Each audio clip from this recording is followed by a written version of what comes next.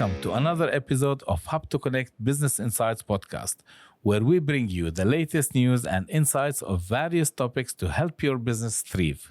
And we will discuss cybersecurity essentials for business owners who may need to learn more about this critical topic.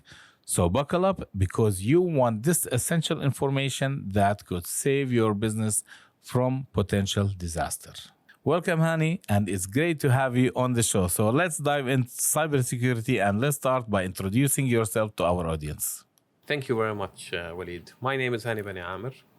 I have been in the field for the last 20 plus years, working from a wide range of companies, starting with small system integrators to MSSP players, decent organizations in the market, oil and gas companies, banks, security providers, solution providers, organizations. Almost all industries. Almost. Almost. I've been hopping around across all the organization, most of the organization types in the industry. Wonderful. And what made you look into cybersecurity? Coincidence? Not passion. When I graduated from school, I graduated as computer engineer. But at that point of time, there was the concept of cybersecurity, information security, or internet security was not there. It was only about networking or system administration. I preferred going to the network path. Then the industry evolved. At that point of time, the security was about a firewall and an antivirus. And lately was the IPS introduced along with web application firewall, but it was something very basic.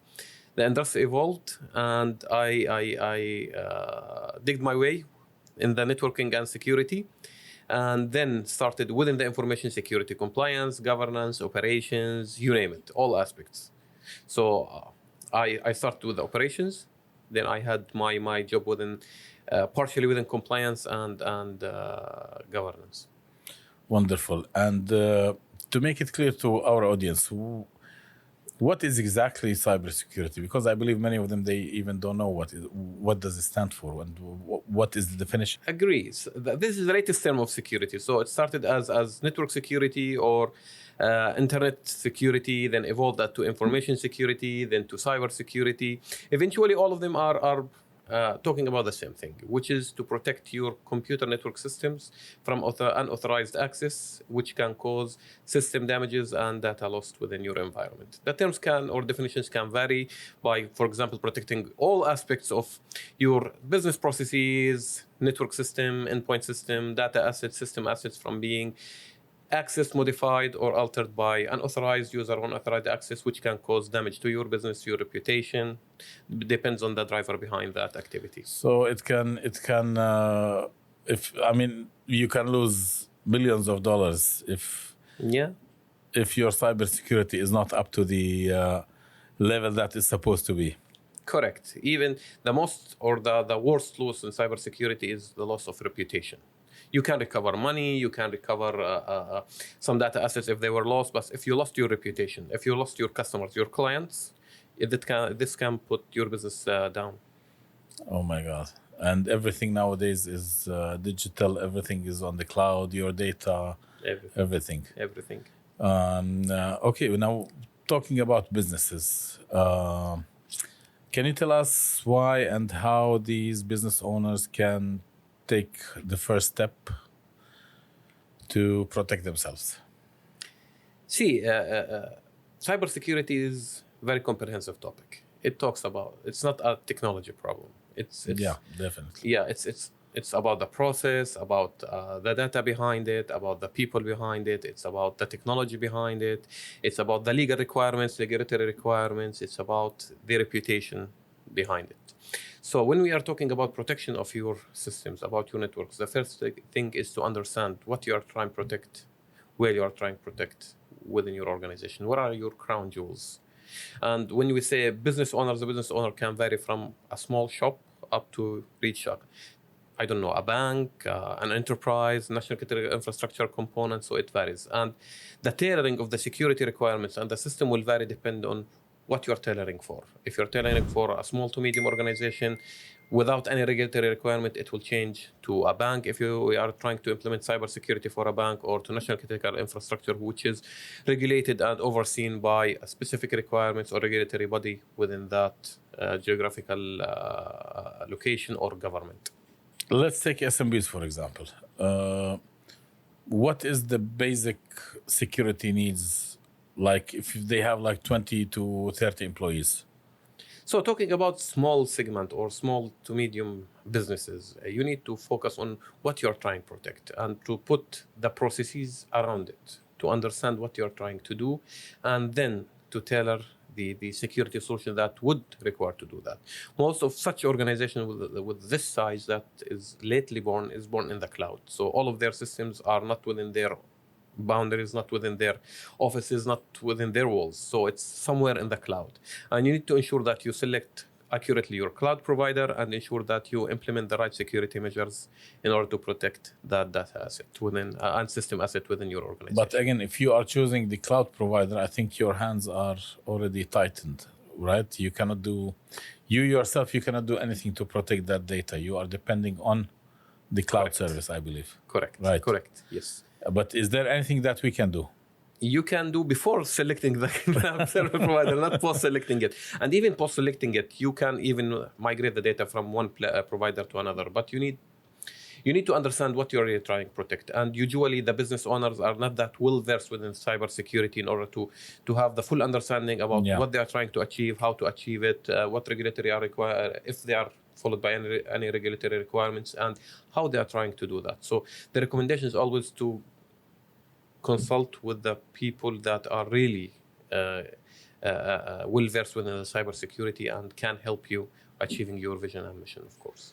And in case if you are, for example, doing like backups for everything that is on the cloud, you are doing it in a local drive. Mm-hmm. What do you have to do in that case? Usually it's the other way those around. backups. Usually it's other way around. You have your own system backups and then you put it somewhere in the cloud, so it's always reachable for you. Yeah. Usually we don't back up from the cloud to your local system assets because the cloud service provider, they have their own replication. They have their own backups that they have been doing. They have their own data centers in case that instance goes down. They replicate it somewhere else. But if you would like to also back it up from the cloud, you need to find appropriate way to do it. And why am I mentioning that? Because this is how is it in my case, okay? Mm-hmm. I work with a team. Mm-hmm. We work in different countries. So we have to do everything on the cloud.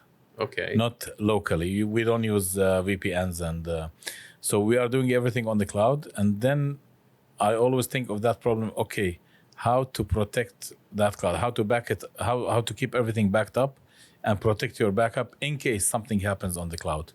Usually the cloud are well protected against disasters. So as I said, they have their own disaster recovery sites and they are taking regular backups of the customer data. Yeah, even I know they are giving you like 30 to 60 days in case your data is lost by mistake or something. You can recover it. And if you would like to put the data within your premises, then if you know the exact location of that data, you can copy it. And when you copy it, please ensure that data is well protected by encryption and even behind a lock within your closet if you are looking for your data to be safe. Yeah. And what about the firewalls? What is the function of a firewall? The firewall is a network security device that allows a specific traffic type to pass through that network pipe. The network pipe is my connection between point A and point B, and the firewall will allow only specific TCP, UDP, ICMP, or specific data path or a specific, data traffic to pass within that network path. So you are controlling the full. Yes. What actually can penetrate your network and whatnot. Yes, right. Which protocol can pass through your network, which protocol cannot. We have also more controls that even can inspect within that allowed traffic type, what traffic type is allowed to pass or what's not allowed to pass through that network path or through that port, which is called IPS, Intrusion Prevention System. And even we can have more inspection even if, if you are looking for example, for a specific web application, we can use web application firewalls even to look in the network in the web application traffic request and the response that have been sent by an application part. We can go very granular with our network protection. Excellent. What about emails? Now, when it comes to emails, I have seen many people are suffering with emails. For example, I'm sending now an email to a large organization, okay, to a specific person. Yes. You always get a reply from him that he never saw that email, or that email never reached him. So what is happening in that stage? Correct. A lot of organizations or all the big organizations, they have email protection and prevention capability within organization to protect from phishing emails, social engineering emails, and so on. Attackers will craft infiltration emails. Sometimes they put attachments, obfuscated files. Sometimes they put phishing links within that email, so they can trick the end user that they are a legitimate sender. When they click on the link, then they can send them a dropper or a malicious payload that can install on their machine, so their machine will be owned. What enterprises do? The enterprises usually install email protection, which can be on cloud or it can be on premise, to protect their environments from such malicious emails. A lot of customers have very strict email configuration that even if the email size or the attachment size, or you have a suspicious link, not even malicious, suspicious links, or if you, for example, or your email is part of a campaign, it will not be delivered to end user. It will be quarantined or dropped by that email prevention or protection capability within the organization. Even though I believe that there is nothing fishy, let's say, in that email. Correct. They can block on file type, they can block on the file size, attachment size, email size. And we have more also granular checks that they are done on the email, like the DMARC and DKIM. So they can even validate the sender IP address along with the keys that the email was sent with, and so on. And based on that, they can allow or reject the email. Then in this case, we have always to call the people to ask them whether they received the email or not. Not all the time, but for the important emails, I usually do that. Yeah. When I deal with an email that I need to ensure that the other party have seen the email, yes, I do that. And it happens also in rare cases that even in certain situations that an email will get lost without any specific reason. Yeah. For example, it was lost within the traffic, something happened within the data path. This is very rare situation, but I have seen it a couple of times during my career. What I usually do, because I use emails through our domain, I'm using POP or SMTP or IMAP. Many times the receiver don't get my email, but if I have something important, believe me, I'm sending it from my private Gmail to ensure that the email is reached. And I put my emails in the CC, so he can. Wow. No, see, for certain I know from Gmail the email is going to be received. For certain organization, even Gmail was not allowed to reach to my internal mailboxes. So if the email was coming from Yahoo, from Gmail, from Hotmail, we used to drop that email immediately. In a specific situation, the end user would call us, I am expecting an email to be received from this or that mailbox, please allow it to pass. And we whitelist that email. Okay. But in certain situations, we don't even allow free email communication to reach to our internal mailboxes. Okay. For security purposes. It's always security purposes. Indeed. Okay, now if I want to do the same thing to protect myself from getting those kind of emails, what should I do? For example, if I'm using, I don't know, Microsoft Office, and I have all my emails through like POP. See, most of the email providers, they have their own built-in email protection, which can you slightly modify about what is the spam, what is the campaign emails, and so on. And you can mark specific email, yes, this is a spam, or this is a malicious email, phishing email or not. And even you can report it to the providers. In certain situations, you cannot do much. So it depends with whom you are and what you're trying to achieve with that. But when you owning your email address and you own your, for example, O365 tenancy, then you can have full control over your email. Usually I never actually open emails which I believe that they are like from fake people actually, or bots or whatever. I just see the title, look quickly just at the body, and if I don't like it, I just delete it. You're smart. See, the weakest link in cybersecurity usually is the human factor. Yeah. يعني the cybersecurity leaders and managers spend with an approved process or policy by the senior management, and they allocate budget to us. We go buy solutions, we implement them, we integrate them, we ensure them working fine, and at the end of the day, new threat actor or new email, well-crafted email with a single click by an end user. يعني most of our, I should not say that, but a lot of investments are lost. And hackers never sleep. They never sleep. They never sleep. And this is why most of the organizations, they spend a lot of efforts and resources in raising the awareness of their end users. We need to continuously remind them about what to click, what not to click. Please be careful of the phishing emails. Please don't open the email if you're not expecting it from that person. Even if you're expecting it, don't press on that link embedded within that, or don't open the attached file unless you are 100% sure that is business related. Otherwise, you could be owned. And the other thing is that also many people receive emails. They think it's from a certain company.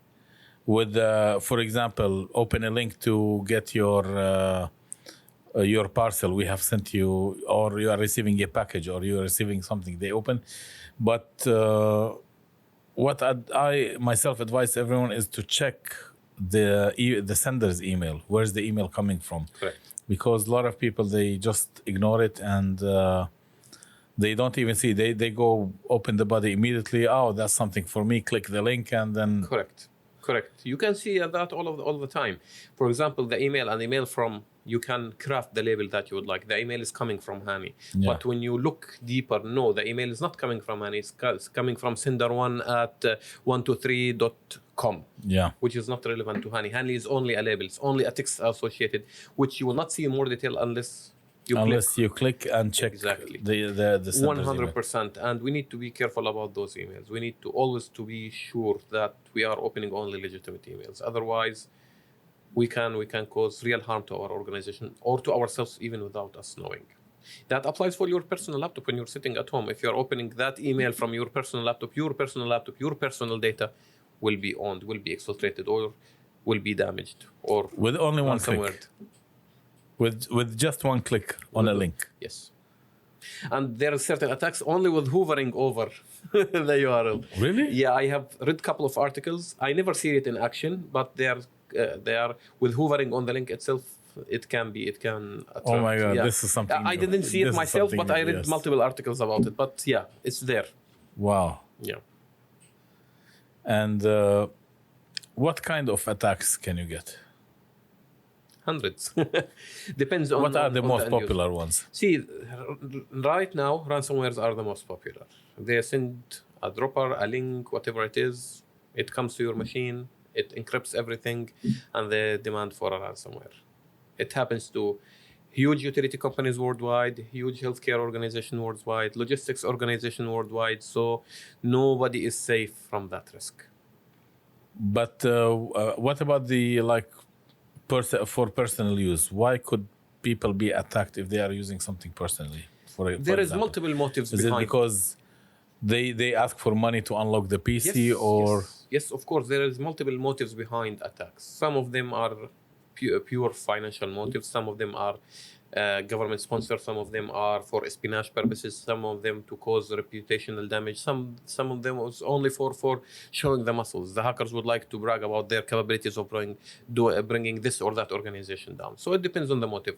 The ransomware that are targeted to end users, they are mostly motivated about financial reasons. So give me 2 Bitcoins, I'll give you your data back. Oh. Or it depends, of course. If a regular user is being targeted, it's not like an enterprise being targeted, and the price will differ based on the data. For enterprise, it's going to be much bigger. Definitely. And unfortunately, we have heard from the industry that there are big enterprises who have paid ransom for oh my God, really? Yes. So as a cybersecurity specialist, you have to be all the time updated with the latest attacks, with the latest. But the problem, I think, you cannot be ahead in front of the attackers, right? Because they always invent something new. Yes, but the tactics will all the time almost remain the same unless there is completely new idea comes around. So they will change the signature or the hash value of specific a dropper or a specific ransomware, but they're gonna still use email, they're gonna still use CNC files in order to drop it for you. So what you need to do is to understand the tactic and the technique they are using to bring it to your machine. If you understand it, then you become more vigilant and more understanding what's going on. It's our responsibility, it's our duty. So it's an art, it's a lifestyle. Yeah. We're not talking about just be cautious when you are at work or at office. No, it's a lifestyle. You need to protect your data assets, your photos, your personal documents, maybe your researches, your thesis if you are studying. So you need to be well aware about the threats around you, cyber threats around you at the personal level and the organizational level. And it's always recommended to keep your most important documents at the personal and organizational level properly offline, backed up. So the same thing can happen even when using smartphones, not only laptops and PCs. Yes. So even your smartphone can be attacked, and all the data, bank details. Can your bank details be taken out? Fingerprints, those things. It depends. If we go a little bit deeper, it depends. It's maybe a bit harder on the phone, but as long as it is connected, you're not safe. There is always a way.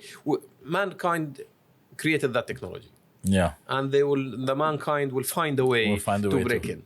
So nothing is safe as long as it's connected. If you would like to be 100% safe, you need to unplug. You need to be unplugged. So we need to strike the right balance between the security and the business requirement or the need of being connected.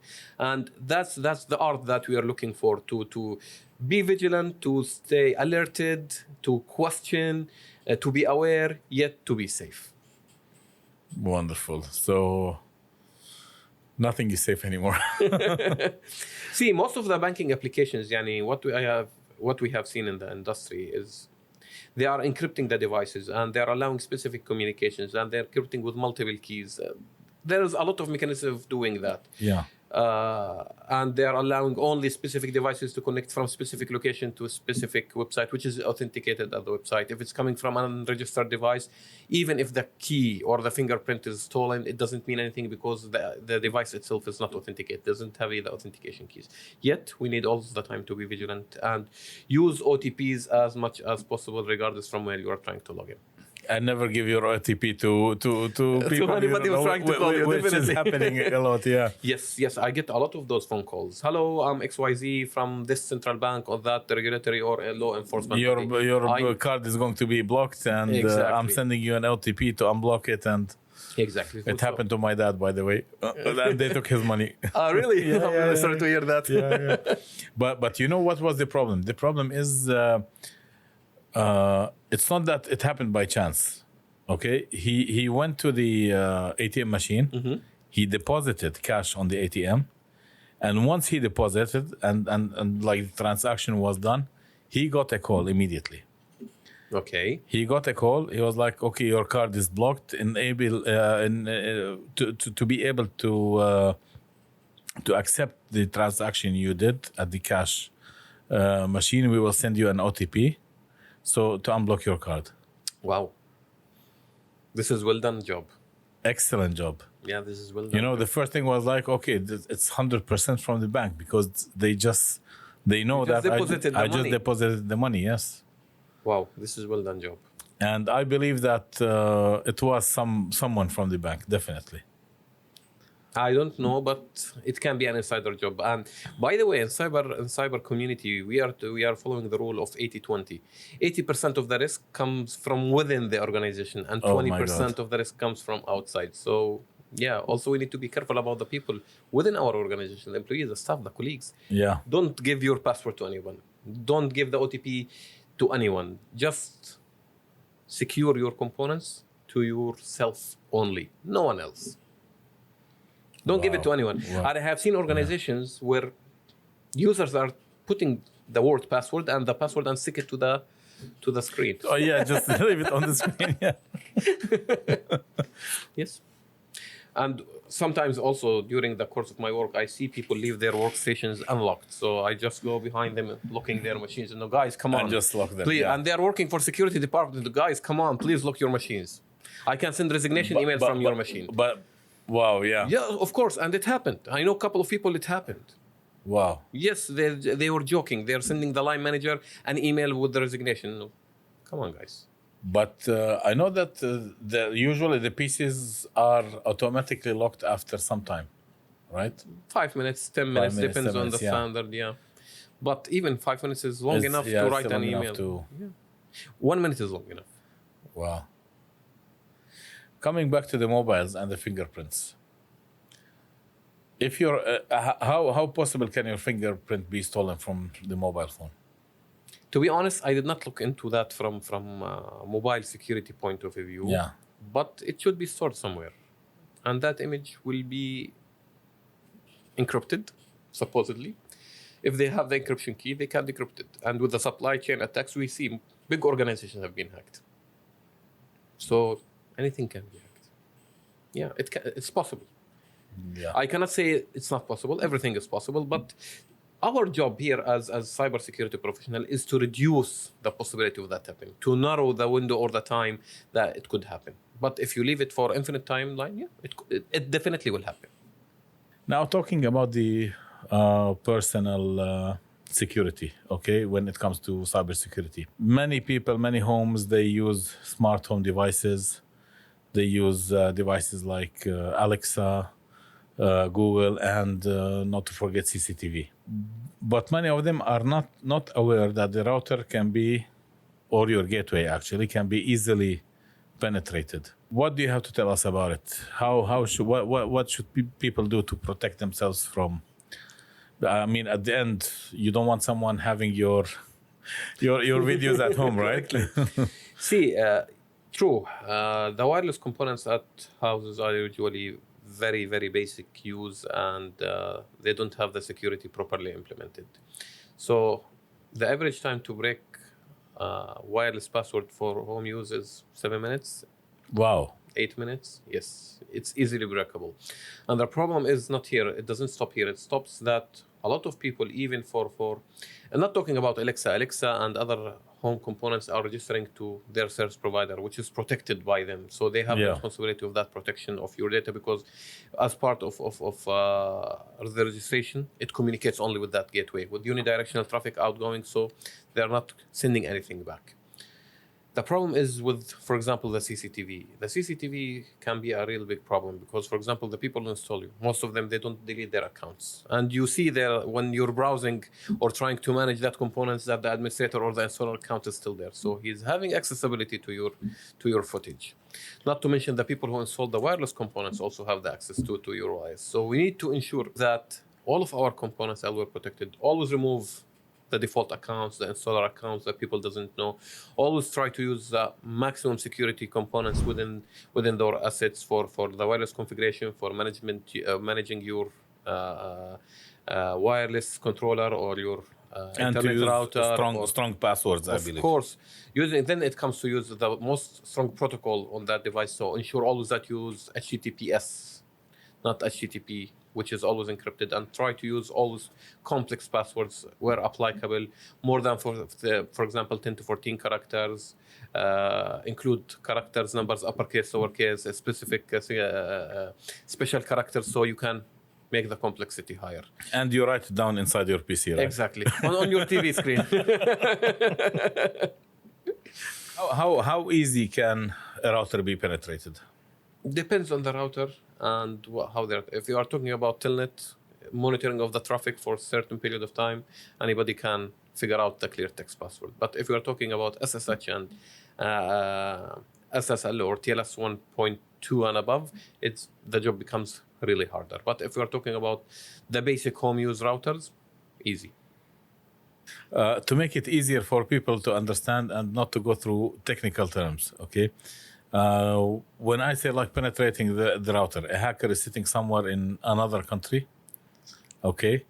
How easy for him is to go through that router and access all your devices that are on the network? So accessing the router itself is a bit difficult because usually it's having a change IP address that usually changes because most of our connections are PPPoE. But if he's having the access to your laptop behind that router or behind that firewall, he's having all-time access to all of your data, all-time And access to the your full router. network. Exactly. So it's the problem is not accessing the path or the network device within the path.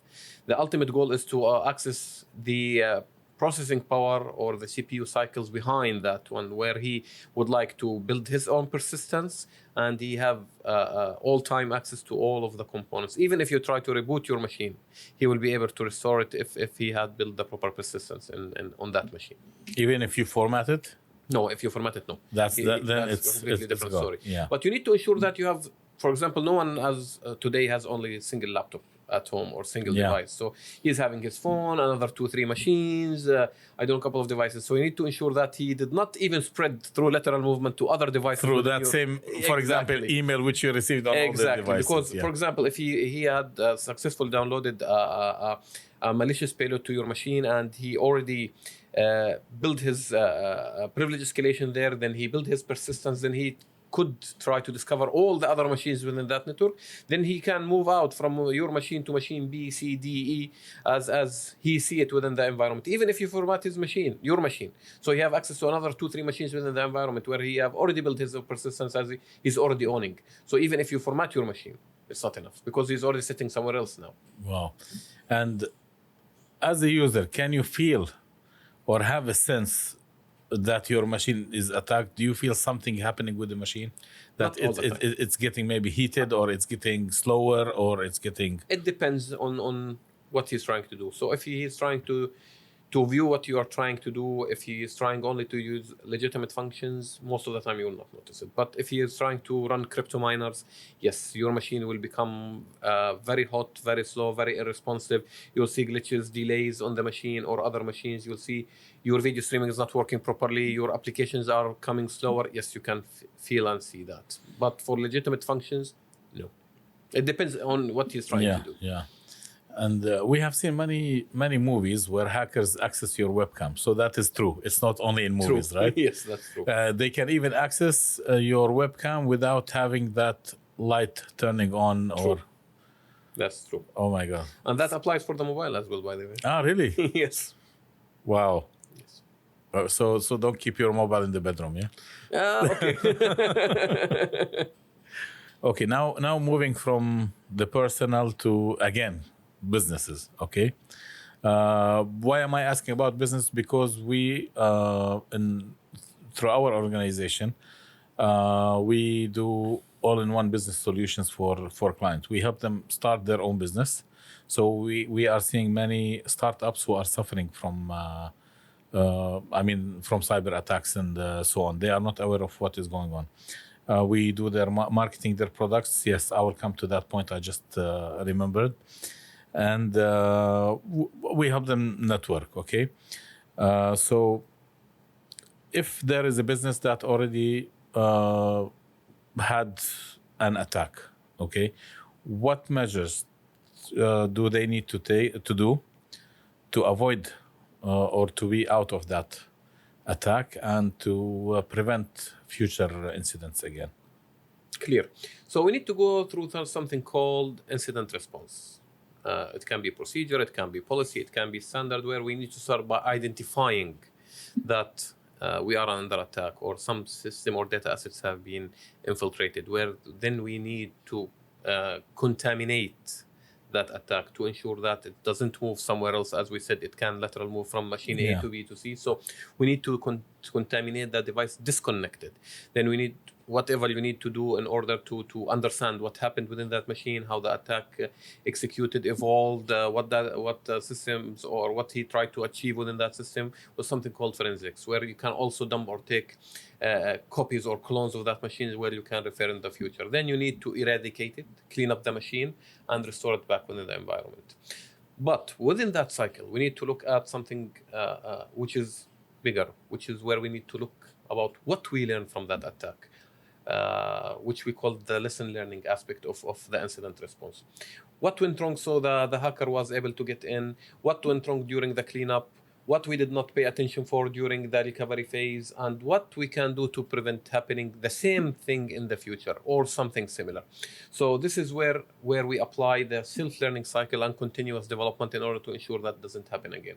So in my opinion, the learning curve in cybersecurity is the most important curve. So we ensure that at least such incident will not happen again by putting the countermeasures or the controls required in place to ensure that doesn't happen again. Of course, document it, label it, publish it, discuss it among team members, and ensure that everybody is aware about what happened, what we have done, and what we have learned. What about the cost impact on that person? If he doesn't have any IT knowledge or IT experience or anyone from like any IT employee? So what we do usually as part of the onboarding itself, there should be an awareness session done in cybersecurity to ensure that he's well aware about the threats, the potential risks, and what could happen if he is acting negligibly against those risks. So we need to ensure that everybody is having the minimum baseline of knowledge and awareness to ensure that he's aware that there is associated risk with our industry, that risk could put us out of business, what we could do in order to prevent such risk, and what he should do in case even something goes wrong, even if the incident happened. Please go report it. Don't sit quiet doing nothing until the big catastrophe happens. Yeah. Please go report it to your line manager, to whistleblower, to try to prevent it and stop it on time. Yeah. Exactly. Stop it on time before it becomes a catastrophe. Wow. Now, as technology evolves, and technology is evolving in a very fast pace in the last decade, the same thing is happening with cyber threats. How can businesses stay updated on the latest trends in cybersecurity and adjust their strategies accordingly? Exactly. Usually businesses have their own named cybersecurity or information security departments. Their role is to ensure that they are well aware about the latest trends happening in cybersecurity in terms of new threat actors, motives, threat headlines, what's going on, threat actors, threat landscapes, and so on. So the team should be properly following up. This is their daily bread and butter. This is their job, to be continuously updated. And as the technology grows, the response and the new technologies will be introduced, the new security controls will be introduced, the new trends of cybersecurity in terms of operations also, or validation capabilities also will be introduced to the market. So our recommendation is always, please stay up to date, see always cybersecurity headlines and threat headlines, and validate if you are impacted with those or not. And also try to, we have a problem with cybersecurity. One of those problems that we are a very reactive-based industry. What we need to do from industry point of view, we need to be more proactive. We need not to wait for the incident to happen. Go and try to check it internally. Validate if you internally have such problem. What if running tabletop scenarios or cyber drills, if this situation happen, or if you know that you have a weak link or a weak security control, go and put scenarios around it. Try to go through the scenarios, test them, and see, follow the if else rule. If this happen, what is the consequence? If that happens, what the consequence? And try to be ready. Before the incident strikes, try to be more proactive. Don't wait for the incident to strike or the catastrophe to happen, then you start reacting. No, try to think ahead of time. And it's not a question if you're going to be hacked. The question is when you're going to be hacked. Mm-hmm. And we should always be ready, Be ready and that prepared you can be hacked at any time. Exactly. Thank you very much. So now, as a cybersecurity expert, okay, sitting in an organization in the IT department, it's not that you are only sitting using softwares or hardwares to just waiting for an alert or something to happen. You are all the time working and trying to protect the network, right? Or for example, have you ever tried, for example, to penetrate from out of the network a PC in your organization to see how things are working? This is a practice that usually is being done within the organizations, and it's called penetration testing. What they do, some organizations, they have an internal function called an assurance function to do so, or red teamers, penetration testers in order to do it. And some organizations go and hire external, and some of organizations do both. So they have their own internal team, and they go on annual basis or semi-annual basis and go hire external cybersecurity consultants in order to validate or to do penetration testing, try to infiltrate specific infrastructure paths, specific application paths, specific or user part in order to see how good are the security posture within that organization to withstand a specific attack type or specific threat actors. Yes, this is a practice that's been done and even mandated by specific regulatory requirements. For example, the PCI DSS, that they have a requirements to do an annual penetration testing for their data holder systems. Yes, card holder systems. This is a practice that's already been done in the industry. And even the practice evolved with the tools that can be automated to do continuous penetration testing, to do security control validation, to do a specific security pre-going to live checks to ensure that it matches minimum specific baseline. Yes, that's practice available in the market and the industry in general. So, as a cybersecurity expert, you also have to be a hacker as well, right? For Not your own. necessarily. Not necessarily. For example, I have been in the industry for the last 20 years. I have never Yeah. been an offensive security. There's two types of security. There's the defensive security, which where you assume that you are trying to defend something, and there is the offensive security, the people who are trying to infiltrate. I have been on the defensive security part. So I know how hacking works, but I never try to hack anything or to do anything. I read the penetration testing outcomes for years and years. I know what tools they are using, what methodologies they're using, what practices they're following, and how the reports look like, and the recommendation. Eventually, I do implement the recommendations to ensure that every thing mentioned before that recommendation is being well protected. Wow, wonderful. Great. So you have a lot of work in the background, actually, which Indeed. people are not aware of and they don't see. And just before to close this session, what about antiviruses on personal PCs? Do you recommend using the free versions of antivirus, or because many providers they are giving a free version, which I believe it is not a full protection as what you get in the full version. But when I was a kid, because I have an IT background, and but I was mainly playing much more with the hardware than the software. I never liked to have an antivirus installed in my PC for numerous reasons. I know whenever I was attacked, I was just formatting my PC and doing it from the beginning. Like it slows down the machine. And I had a belief that the antivirus companies are creating the viruses. Okay, I got the point. That was my belief as a child. I got the point. There was a thought in the industry and the end user community that some security vendors are creating some malicious files or malicious activities or coming with for names for specific attack types in order to promote the sales of their security products. Personally, I don't believe that. Personally, I believe every security control is created for a purpose. You ask specifically about the antivirus. The antivirus protects as an antivirus function only against the signatures or the hash values of the file, which can be easily modified and you can bypass the antivirus. Wow. So sometimes, it's adding unnecessary overhead. But if you're talking about the endpoint protection suite, yes, and I believe everybody should have specifically behavioral endpoint protection suite in order to raise their visibility to their machine. I'll put it in that frame and know what's going on and to reduce specific attack tactics on their machines. Yes. Well, so we need to install the antivirus. We need to install endpoint security controls, antivirus, among others. Wonderful. This talk, if I continue talking and asking you and the way you are presenting everything, it will never end. And we are limited with these series to 1 hour. This is like something which I'm trying to to keep all the time.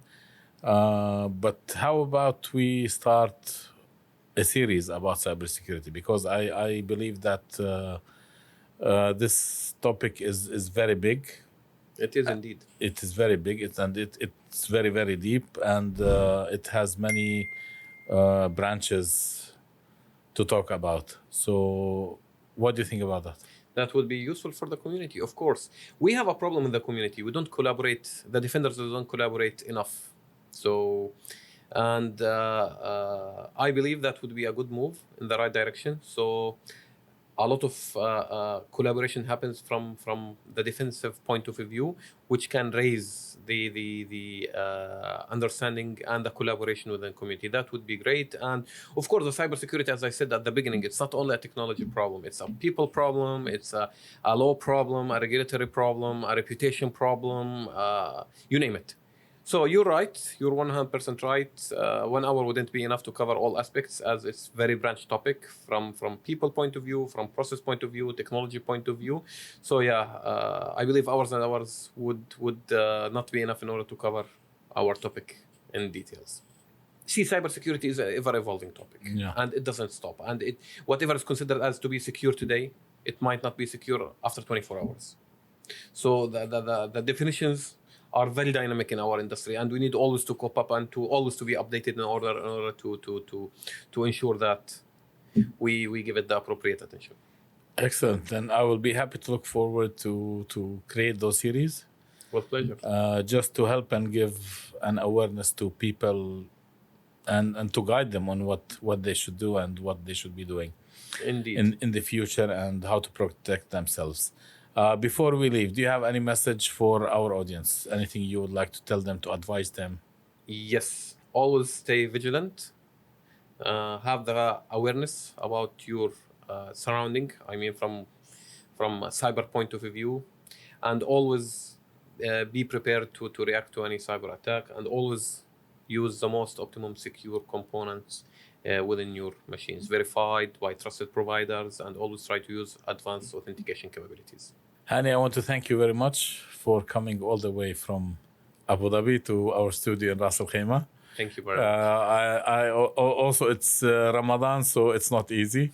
Thank you. And I'm looking forward to see the new series coming up soon.